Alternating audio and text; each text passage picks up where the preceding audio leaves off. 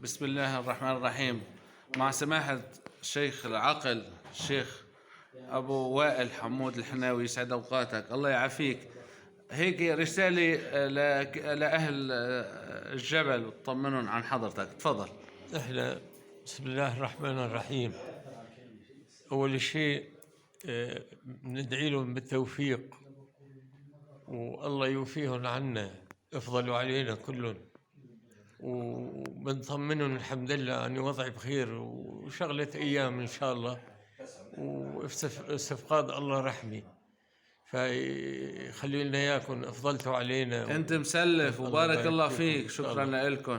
خلي لنا إياكم إن شاء الله. الله هيك يقدم لك العافية ونرجع نشوفك بيناتنا. ولا يشوفنا عليكم ضيم، يعني شكراً ما حدا قصر، الكل افضل والكل يعني الله يرد عن الجميع ويخليهم ويوفقهم ان شاء الله، واني الحمد لله بالف خير. وإسا طمنا الدكتور الحمد لله إن شاء الله. الحمد لله بالف خير، أيام هيك تصير بيننا. بارك الله فيكم. الحمد لله الحمد لله. الله يعافيك الحمد لله على كل حال. الله يوفقك. ادعي لنا الله يبارك فيك. لهالطائفة ولهالناس. الله يوفقهم ويسلم الجميع ان شاء الله، ويرد عنهم ويعافيهم ويوفقهم بصحتهم وبرزقهم واعمالهم وبمستقبلهم، ويهدي البال ويتحقق السلم للجميع والتوفيق، يا رب وتنزل الغمة عن الناس كلها. الله امين. ونحن كمان بندعي من خلال صفحة رادار السويداء. الله يوفقك. شكرا لكم.